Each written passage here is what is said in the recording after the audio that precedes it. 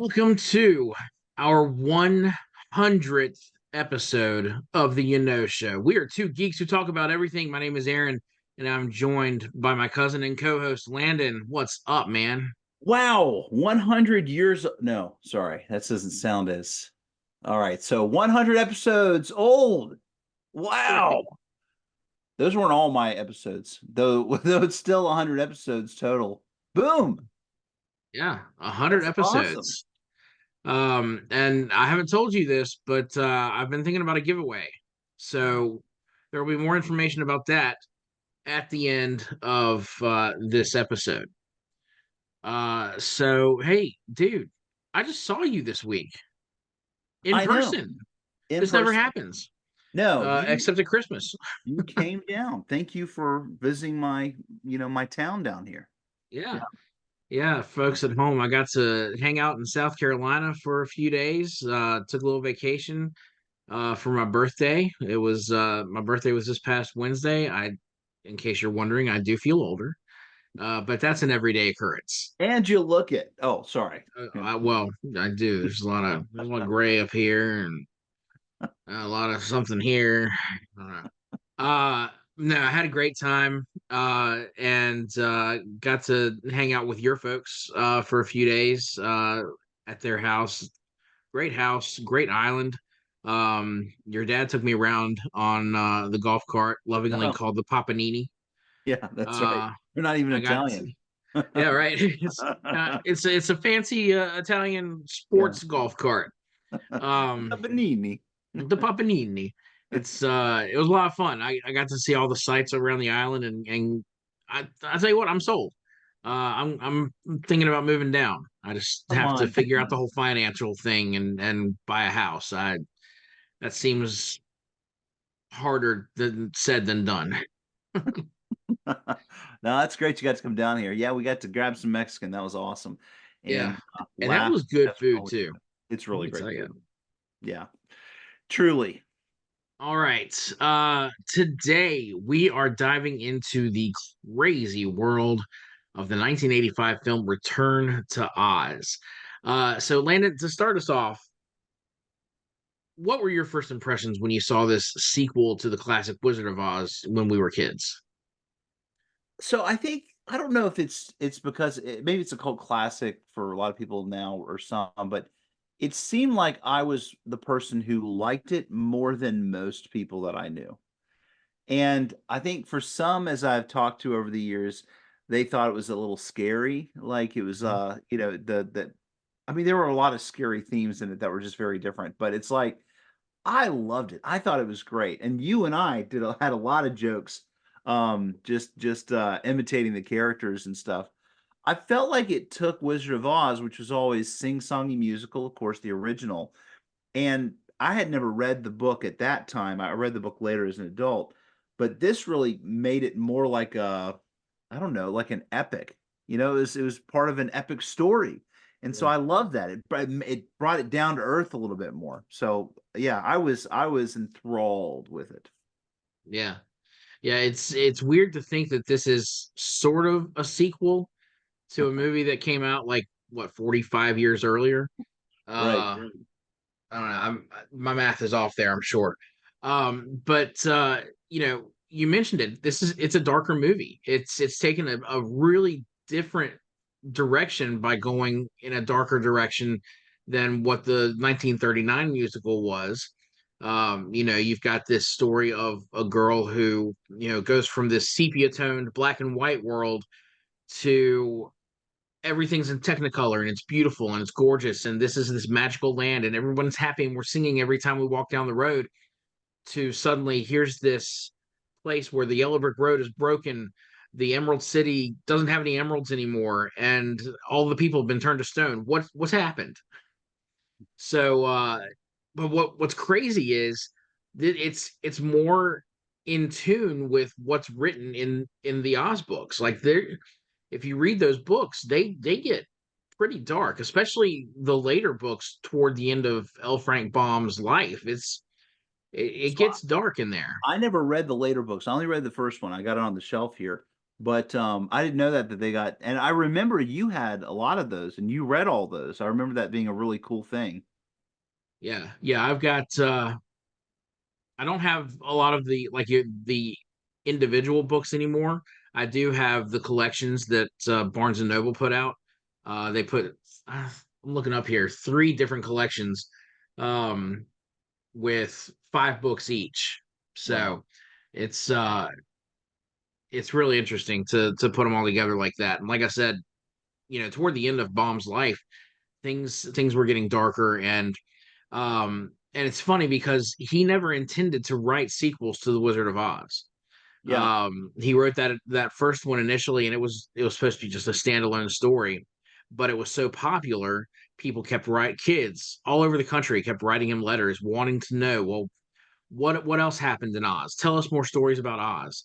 And so he broke down and he wrote The Marvelous Land of Oz, but Dorothy wasn't in that one. And so then they would write more letters and well, what happened to Dorothy? Why isn't she there? And so then he broke down and he wrote Ozma of Oz, the third book, and finally brings Dorothy back to Oz, and she gets to meet Ozma, who is now the Queen of Oz, and it's just all of these things work together, and he wasn't going to keep writing them. Eventually he gets to the point, I believe it's the Emerald City of Oz, or maybe it's the Road to Oz, whichever one the sixth one is. I think he intended that to be his last one. And I remember reading that and feeling like this has a nice end kind of quality to it. You're wrapping up your long-term stories here. Because in that book, Aunt Em and Uncle Henry actually come to Oz and live there permanently with Dorothy. Uh, but then, of course, he comes along and he writes several other books, and it turns out it's because financially he needed to. Oh, Um, really? Got it. yeah, he was in dire straits, and the Oz books were the only thing selling, and the only things keeping him in the black, as it were. So, Well, weren't these? I mean, he was writing during the Great Depression, wasn't he? oh no, no, no, this was earlier than that. This was 19. So the original Wonderful Wizard of Oz was first published in 1900. Right. And But when you're talking about the later books, wasn't that during the Great Depression? I believe all of the books he wrote were before 1920. Oh, really? Okay, got it. I'd have to double check on that, but I'm pretty So sure you're because he saying wrote. that he was just personally in kind of some dire straits, and he needed. Yes, Okay, got it, got yeah, it. and then again toward the end of it, there the last one he wrote, I believe, was Glinda of Oz. Oh, okay. And he you can tell by reading it that he's kind of at the end of his life, that like he's ill, and things aren't looking good for him, and that translates into his writing. It's sort of depressing. um So aside from just Bomb, I mean, this movie.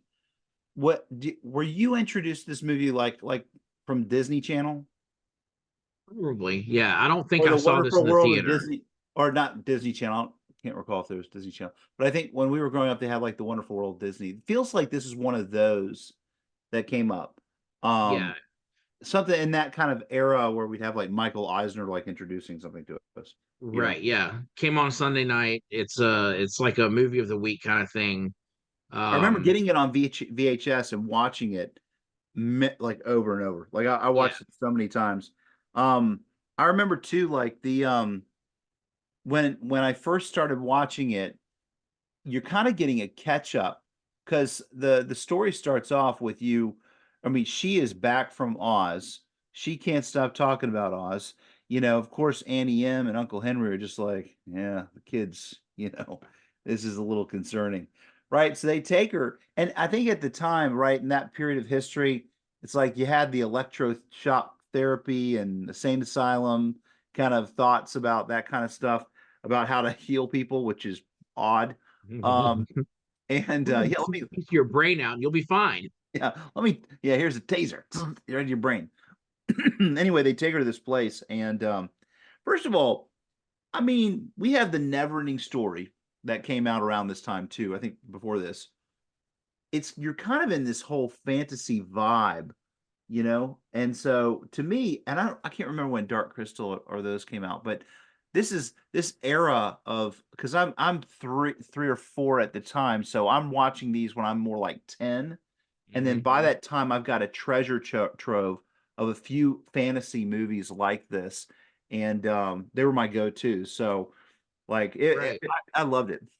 Well, yeah, yeah. You have several. Like you mentioned, Neverending Story, Dark Crystal, both came out prior to this. I think Neverending Story was 84. Dark Crystal, I want to say, was either 82 or 83. Yeah.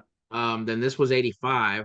You had Legend that came Oh, out in Legend. 85. Yes. Um, and then Labyrinth came out in like 86, I think. And so you've got all of these movies that are, getting us into this fantasy mindset. And let's not forget the animated Lord of the Rings that came out there at the Oh yeah. tail end of the 70s, right there at the beginning of the 80s. Yeah. That were also amazing. I mean, when you look Amazing. back on them. So yeah, lots of influences. And this is that time when, for whatever reason, it's like Disney went through a dark age, Yeah. where you had this, and you had like The Watcher in the Woods. Yeah. You had The Black Cauldron, Oh yeah. which Black Cauldron. was Yeah. that's Disney's first PG rated animated film, and it really earned it because it gets pretty disturbing there at the end. You've got the Horn King is basically a skeleton, and he's raising an army of the dead. And then his death scene is brutal. Like I wouldn't show my kid that movie. Let's So think yeah, about, but and the Boogeyman was out too. You know. I mean, oh yeah. yeah, yeah, yeah. You're leaving out Boogity, the Boogity Man, or was it the Bride of Boogity, or Yeah, there are two of them. But you're right. uh It's this era though. But we grew up not knowing any different. So it's not like oh no. it's it's not like we sat here and we're like critics as children. You know, you look at it, you absorb it, you take it in, it shapes you. And so Mhm. while it may not have been of critical acclaim for people that were adults and stuff at the time, I mean, for us, it's what we knew. Secret of Nim. You know, you have things like That's another that. one. Just you have movies that have this kind of dark force that you're fighting against. Heck, Care Bears the movie, and Care Bears 2. I mean, Dark Heart. I mean, good gravy. I mean, there was some darkness involved in some of this stuff. Yeah. I think it plays into our culture now that the kids from that age are adults, into what genres and things that we like. You know, Right. Yeah. Oh my gosh. Yeah. we're It's like, yeah. I know You're we're right. like talking 80s like theme, but we really were going to talk about Return to Oz. Well, yeah. Well, it's hard to miss all that when because obviously this was influenced by all of that that's going on at the time, and you've got Disney, the company, well, Walt Disney wanted the Wizard of Oz forever, Yeah. but the first book was optioned by MGM. They had it, they have the rights to it. There's no way you're ever getting that. But then Disney came along and they optioned the rest of the Oz books, like Yeah. everything else that Baum wrote, they got it. And so they're now reaching the point where we're coming up on the 80s. They've got to do something with it or the rights are going to expire, Oh yeah. and then they're going to lose it. So somebody, this Frank Murch, I believe, is the director, or no, excuse me, Walter Murch. He comes along, he's the director. He has this idea for an Oz movie, and they put it together, and here it is. He actually got fired due to some of the delays on the filming and some budget concerns. Um, but it was only temporary. Like, funny enough, George Lucas stepped in Oh and really? yeah, went to bat for Walter Murch and said, "Hey, look, you're making a mistake by firing him. Let him come back in and finish the movie. And if you still have problems with it," George Lucas actually then said, "If you still have problems with it, I'll come in and finish it myself." So they brought Walter Murch back, and he was able to finish it. But did you know that like all that drama was going on behind the scenes there in the No. movie? No, I had no idea. I mean, again, you and I, by the time it came out, we were like old enough to watch it. It was just a thing. You know what I mean? Right. One of those in the Blockbuster video section. You know what I mean? Where you could just go, take it off. Return to Oz is here again. I'm gonna get it. Yeah. Oh man. So what Yeah. about Jean Marsh being in it? Right. So Jean Marsh being Queen Bavmorda, folks. From Willow. Like, There's another fantasy one from the 80s yeah, that, yeah. I mean, um gravy. She is so okay. So super in creepy. Willow, how I mean, you see her. She looks like Mumra in female form. From Oh, true. Thundercats. Yeah. Yeah. But in this case, like she's first of all, she's got the lady in the hospital. That's she's the I don't know, nurse or whoever she'd be, and that right, She's like the head nurse. I can't remember head what her nurse or whatever. the And nurse's name was. and then you have her as actually Princess Mombi in or Queen, yeah, Mombi, what a Princess Mombi, right?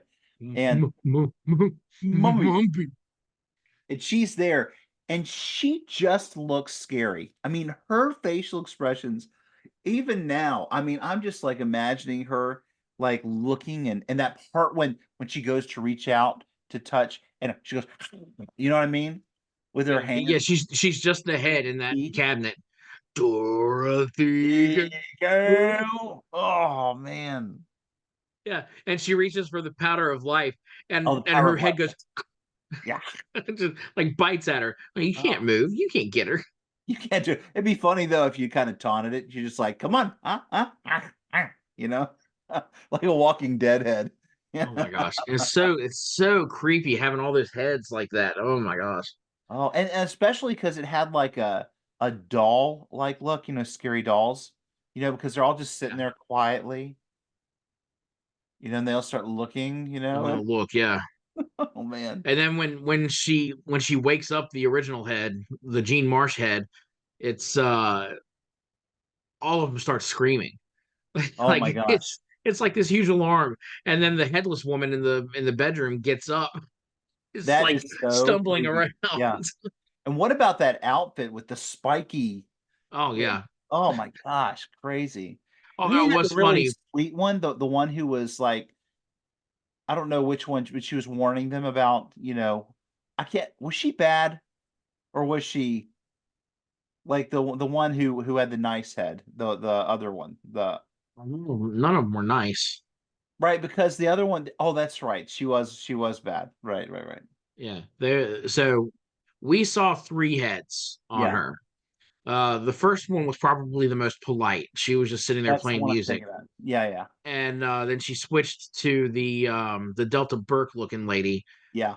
with the short dark hair, Right, and right. she said, you have a certain cuteness. Not at all pretty or anything, but Right, right. once you grow to a nice size, I think I'll take your head.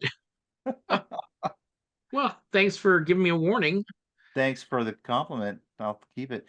Half compliment, the compliment salt. Hey, who didn't love Jack Pumpkinhead? Right? Oh This is yeah, our this, first of all, thank you for we got Henson. We got Brian Henson, Brian right? So Henson, the we got the voice of Jack. son, Yeah, yeah, son of Jim Henson, right? And his character, I feel like somehow surely Nightmare Before Christmas had to get some, there had to be some like grabbing from this, right? I yeah. mean, really, if you think about The yeah, their overall body shape is. I mean, you're basically a stick figure with a giant round head. it. I mean, Uh, seriously, is right? what they both look like. Yeah. Uh, yeah. Between Jack Pumpkinhead and Jack Skellington. I mean, they're both named Jack. All right, come on, Tim Burton. Did you watch Return to Oz You and you then be know like, he did. He's like, I like that. I'm this going. is a good movie. I like the darkness and I like that Pumpkinhead character. He What can I do with totally, him? he totally took that. Of course, who wouldn't love TikTok, right? Get TikTok, me up, get me get me up, Dorothy. You know. Dorothy Gale. Of course, the character I couldn't stand, Felina. Oh, that just the sound of her voice. Oh, that's the rooster. Although the true hero of the story, I mean, Was Belina. seriously. Yeah. If it hadn't been for Belina, they wouldn't have beaten the Gnome King. Yeah, and I mean, obviously, you know, I mean, eggs being. I mean, you have an egg allergy. I mean, it's a real thing. People have egg allergies. Who would have known that it would be that quickly, you know, that it would just one egg, right? He swallows one egg, it disintegrates him and the rest of the gnomes. That's like, I don't Structural know, the instability easiest. for the gnome That's too. that's just the easiest way to kill anybody. I mean, I think like looking back, if my kids were to watch Return to Oz, I think they would think it's lame. Like at least the end part. Like I think there's some elements of like the Wheelers, I think they think we're silly. I think the head scene they'd be like, that's weird. That's me, you know. But the end part for us as kids was pretty cool, the claymation, you know? Oh Uh, yeah, yeah, I mean, that was really, really cool how they did, much like in Labyrinth, how they had the hands and they had stuff like that, you know. I mean, this was pretty awesome to me. But yeah. I think my kids would Considering think it's lame. considering it's 1985, yeah, a lot of the special effects that they had were really well done, and I even liked, they had updated, I guess, costumes, updated looks for the Scarecrow, the Tin Man, the Lion from Yeah, the original Wizard of Oz. Of course, they may not have been able to use the original looks because of the rights, yeah, they're because right. MGM. Now, I will say, when they returned to the use of the ruby slippers, they did have to Disney shelled out a lot of money to MGM for the rights to use those. Oh, because the way they Um, looked, because they and it weren't was what they weren't ruby real in the book, right? right. They In were the book, emerald, they were silver, silver. That's right.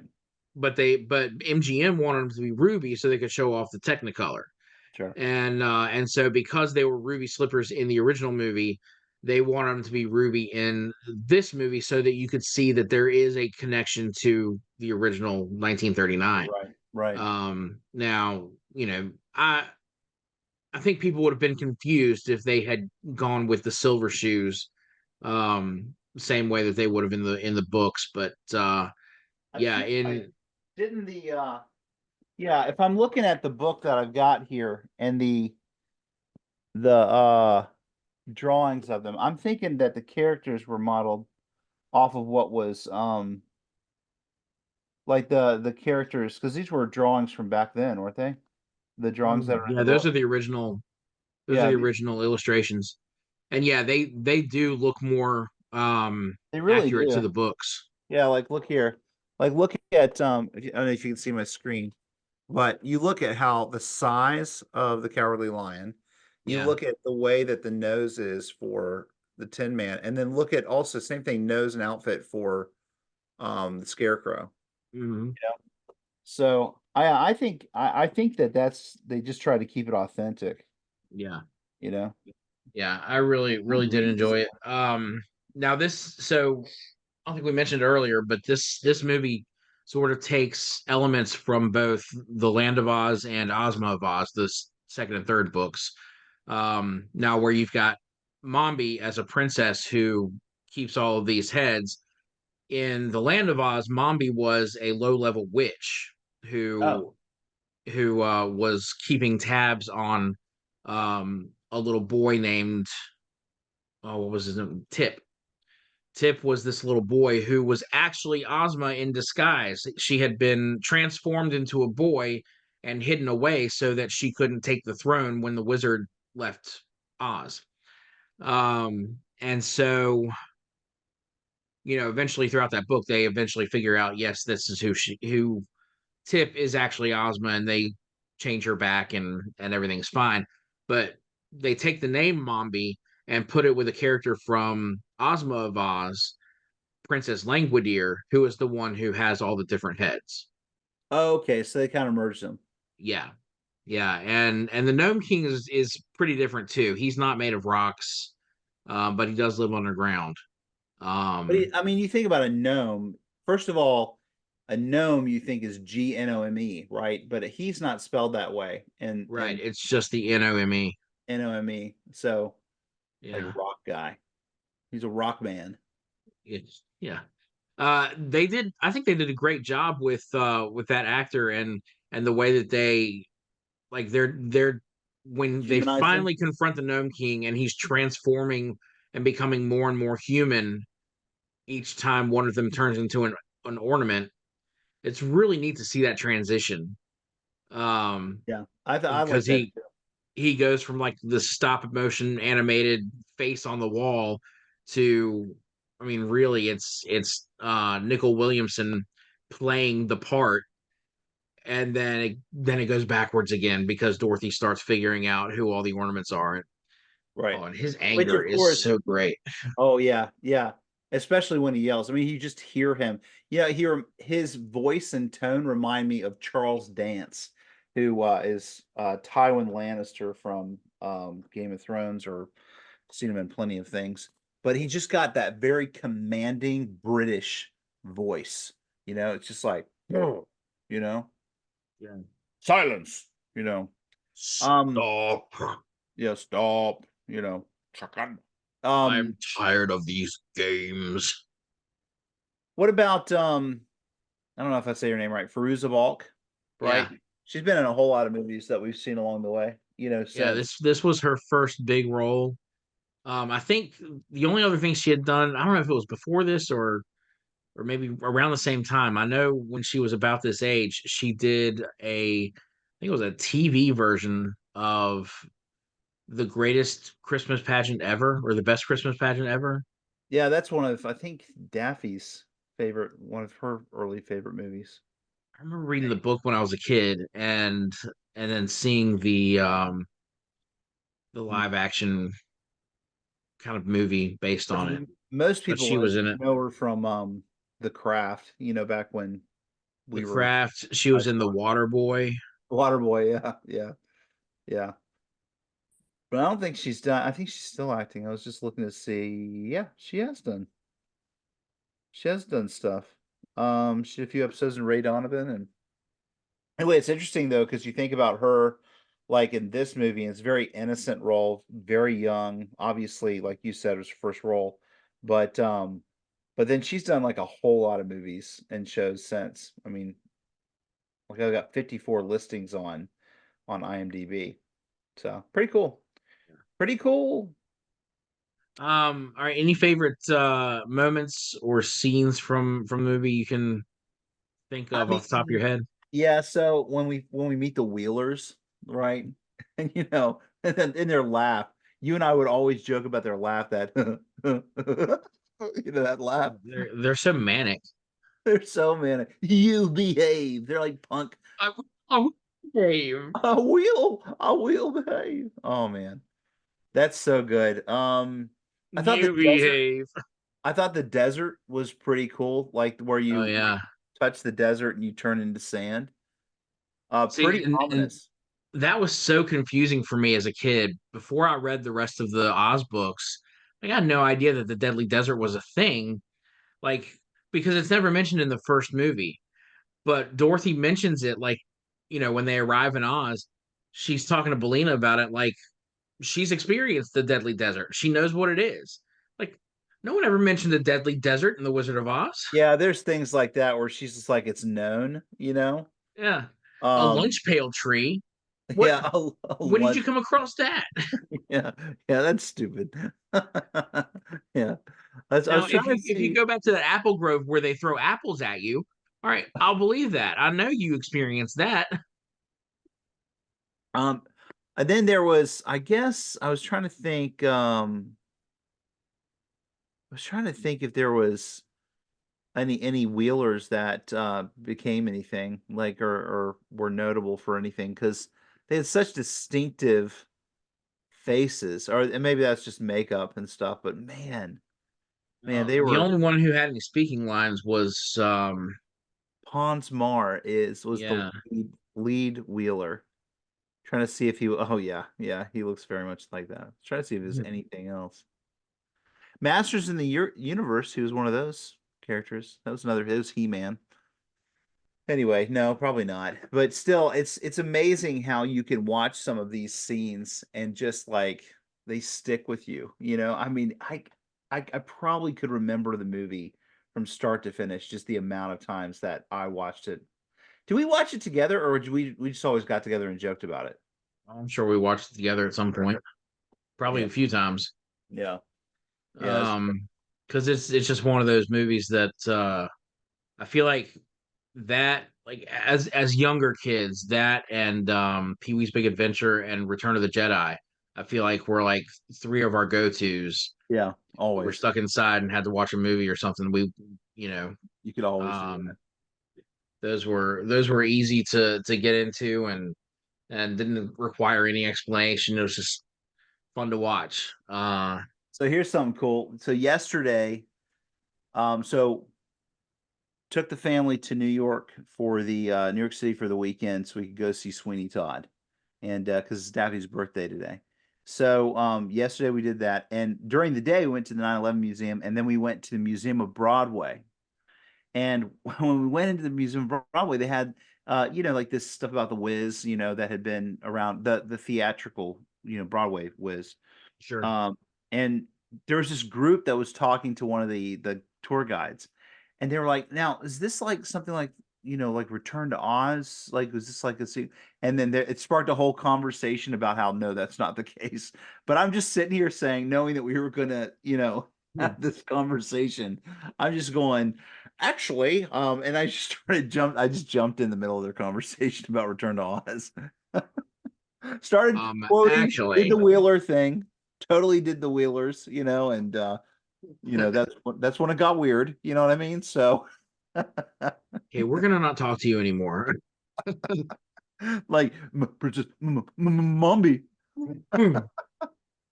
Yeah, yeah. Yeah, Totally just gonna tell make them. my kids watch this now.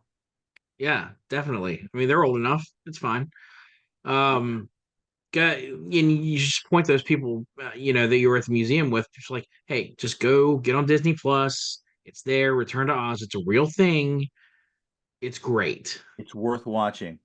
Yeah, I remember that one of the scariest movies of my childhood that gave me nightmares, we talked about already, was The Boogity Man.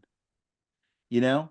And so that scared me so, so, so much.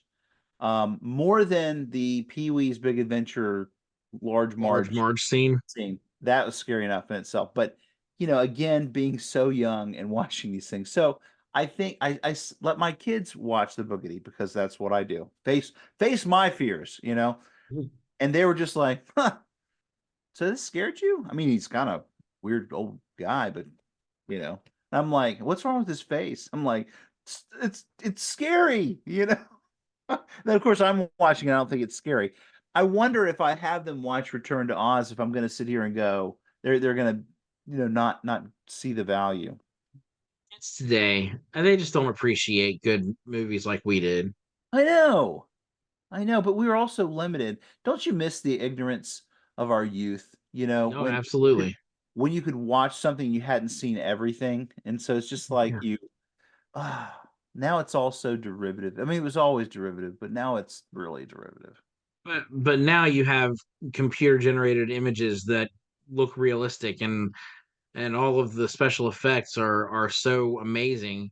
It's like, uh, you look back at stuff that was made in the 70s and 80s, and like I can see the wires, I can see them.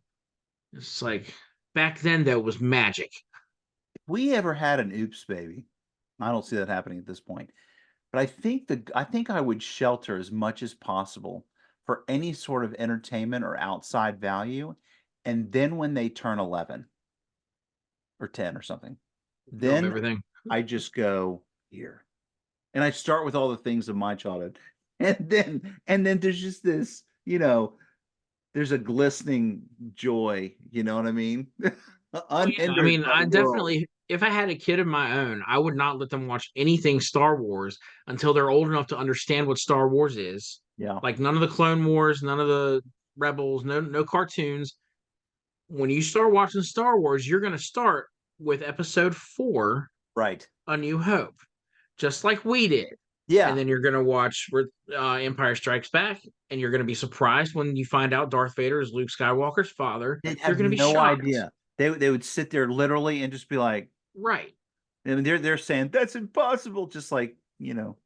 Am I was. want I want them to be slack jawed and like in disbelief that it's possible for the most evil man in the galaxy to be the father of the hero of the story. It's amazing. Just like in Toy Story. I think they stole that from something. I don't know what. Speaking of being derivative. All right. Well, as we start wrapping up with this one, I'm curious, do you think that Return to Oz, or even Oz in general, deserves a comeback or a remake at some point? Like, could it be expanded into a series? That's like what I would love to see. And this is how I feel like any book series should be done. Like with the whole Jack Reacher thing, like they're doing now, or with Percy Jackson that we just did. You know, turning these books into actual TV series. Do you think that's something that could be done, or just leave it as it is? No, I think just based upon the fact that they're talking about doing the Dark Tower series, they're definitely going to do the Harry Potter series and do Right. that. They got the Percy Jackson, that's successful. I like the idea of doing a series that has time to do it. I think it can be done very well. I would want it to be where, we've had these movies like Oz the Great and Powerful and all these movies and stuff like that that attempt. A movie's hard when you have a series that's beloved. You can't you can't just do that. It'll always cheapen it in some way. You know what I mean? So to me, I think it'd absolutely be worth it to do. I agree. I would love to see that. But I'm not in charge of these things. I don't own the rights to anything. But a lot of those books are now in the public domain. So who knows what people could do with them. All right. So uh we said at the beginning of this episode that this is our 100th episode. Now, we want to do a giveaway. We want to have something fun to give away. Now, you're going to have options, okay? One, excuse me as I reach, you could get this All-Star Superman. It is the collected edition. This is, in my opinion, one of the, if not the best Superman stories of all time. It's so great. And it's one of the inspirations for the upcoming Superman movie, written and directed by James Gunn. All right. Or in honor of today's discussion of Return to Oz, you could get this graphic novel of Ozma of Oz. So it'll be your choice. Now we just have to think about how do we get people to enter into this contest. So what you're going to want to do is you need to, first of all, like, subscribe, hit the bell icon, do all that fun stuff. We want you to be, one of the people who's actually subscribed to our channel, either on YouTube or on Spotify or on Apple podcasts, just somewhere where you can listen or watch our show. We want you to be a subscriber. And then we want you to leave a comment letting us know what your favorite episode of our show is and which of these books you would like to receive. And then we will do a random drawing, and the winner will reach out to you. We'll get your information, and we'll send you the book of your choice. Boom. How's that sound? I think it's exciting. That's That's our great. 100th. It's our 100th episode. This is Gotta this do is our it. centennial. We should do something big to celebrate. Absolutely. So, Absolutely. so that's what we're doing. We're gonna try to keep it literary for you, but also it's graphic novels, so it's in line with pop culture and Right. some of the fun stuff we talk. Not heavy We love reading. Superman, and we've just wrapped up a conversation about Return to Oz. So these are your options. No purchase necessary. No. It's free to subscribe. It's free to leave a comment. So just jump in there. Let us know what you think. We want to hear from you. Uh, Hopefully, we can give one of these books away to somebody who really wants to read one of them or Yep. both of them. Yep. All right, Landon. Any final thoughts before we wrap up? No, you behave. You behave. All right. we've already said like, subscribe, hit the bell icon so you'll know that we post stuff when we post it. So until next time, have a great whatever it is, wherever you are.